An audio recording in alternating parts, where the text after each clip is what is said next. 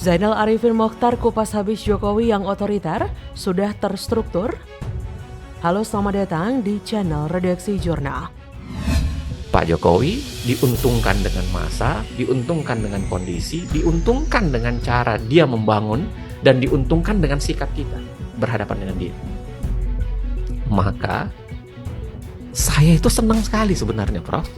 Ketika universitas itu bangkit, saya bilang ke beberapa teman, saya sukanya satu, Jokowi berartinya berhasil membangkitkan semangat oposisi kembali. Yang mati padahal oposisi itu kan ya fardu itu, fardu ain, bahkan dalam demokrasi fardu ain itu, oposisi itu wajib itu, karena demokrasi nggak bisa tegak tanpa sebuah oposisi. Saya sih bilang para orang yang dulu jualan cebok dan kampret sudah nggak ada karena sama-sama jadi kadal. Jadi maksud presiden jadi juru bicara paslon gitu atau tim kampanye gitu. Kalau kan. Nah, kalau 03 dan 02 yang masuk putaran kedua, emang yakin 01 pindah ke 03? Dibanding kita bicara pemberhentian Jokowi, lebih penting kita bicara soal bagaimana memincangkan Jokowi. Bisa nggak memincangkan presiden tanpa melalui proses politik di DPR? Saya belum melihat ada partai yang betul-betul serius, yang koalisi dan oposisinya itu dibangun berdasarkan ideologi dan hasil pemiluan. Karena menurut saya impeachment tidak ada kaitannya dengan pemilu. 02 juga takut kalah. 02 juga takut kalah. Makanya dia akan memelihara Jokowi. Ada kandidat yang masih punya masalah. 1 atau 2 itu pasti akan masuk menjadi permohonan dia. By the way, ini baju hitam ini 03 atau bukan? Bobroknya penguasa saat ini dinilai pakar hukum dan tata negara Universitas Gadjah Mada sebagai salah kita semua selama ini. Karena kita termasuk media tidak pernah kritis dan selalu menyanjung Jokowi. Petisi para guru besar UGM juga diakui merupakan otokritik terhadap internal UGM yang terlalu panjang dininabobokan oleh sikap populis Presiden Jokowi.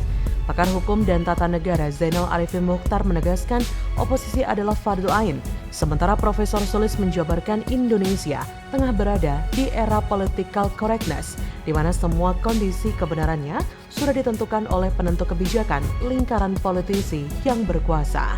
Zainal Arifin bahkan juga menyebut bahwa Jokowi sudah masuk pada ranah otoriter. Kenapa seorang presiden itu bisa terjebak ke arah otoriter? Menurut Zainal, teorinya jelas, yang namanya presidensial, jebakan otoriternya tinggi dan kemungkinan otoritariannya besar. Apa penyebabnya? Kalau satu, ia didukung terlalu kuat. Kalau dia didukung parlemen terlalu kuat, menurut Zainal, godaan otoriternya besar. Yang kedua, kalau dia didukung oleh publik terlalu kuat akan terjadi jualan populisme. Seperti halnya bansos, bantuan-bantuan yang lain itu kan paling mudah laku, apalagi kalau juga populisme agak kanan. Dan yang ketiga adalah oposisi mati. Oposisi mati, parlemennya mati, jalanan juga nyaris mati. Meskipun masih ada 2 partai yang menjadi oposisi di pemerintahan Jokowi, tapi itu tidak cukup. Karena menurut Zainal, presidensialisme itu sering diterjemahkan menjadi agak mirip lagu dangdut yang sedang-sedang saja. Jadi, sistem presidensial itu tidak boleh terlalu didukung oleh parlemen terlalu kuat karena godaan otoriternya akan tinggi. Tapi kalau didukung parlemen terlalu lemah, dia jadi nggak bisa ngapa-ngapain, mudah jatuh. Dan saat ini yang terjadi adalah dukungan parlemen ketinggian, sehingga godaan otoriternya tinggi, lalu kemudian oposisi mati. Dan itulah yang membuat ketika partai ngeblok semua ke Jokowi, sehingga koalisi pendukung pemerintahan Jokowi 82%, hanya tersisa 18%. Maka yang terjadi tidak ada kritik. Sehingga suara-suara akademisi itu hanya lamat-lamat, sayup-sayup, atau sekalian tidak didengarkan sama sekali. Apakah suara itu hilang? Saya yakin tidak. Banyak sekali akademisi yang melakukan hal yang sama. Tapi di tengah konteks itu ada dukungan kuat publik karena politik populis ada kemampuan untuk mendomestifikasi atau menjinakkan yang namanya oposisi.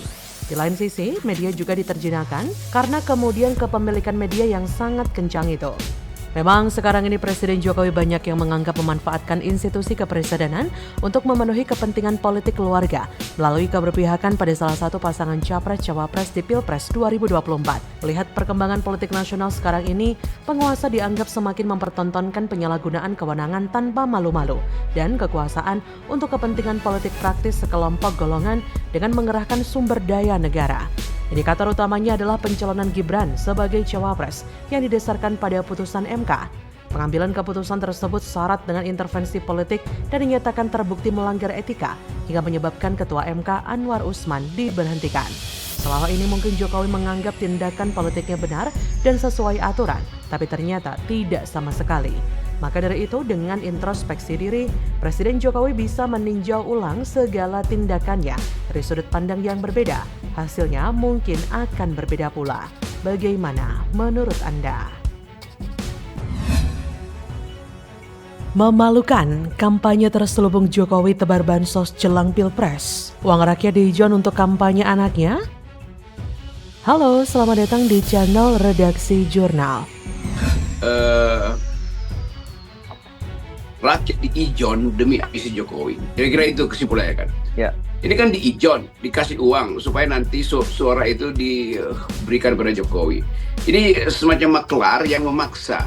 Kalau maklar masih mending lah. Ini kan maklar kekuasaan. Jadi semua peralatan dia kerahkan tuh. Nah, kita membayangkan bagaimana sejarah akan ditulis nanti bahwa satu pemilu yang di ujung masa Pak Jokowi, ternyata Jokowi hanya bertindak sebagai maklar, bukan negarawan itu. Maklar duit rakyat untuk menipu rakyat, kan itu jadinya kan.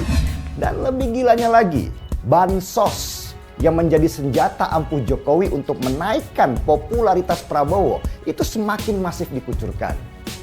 Bahkan Jokowi dikabarkan merapel bansos yang harusnya dikucurkan sampai bulan Maret, dipampatkan semua di bulan Februari, bulan pemilihan.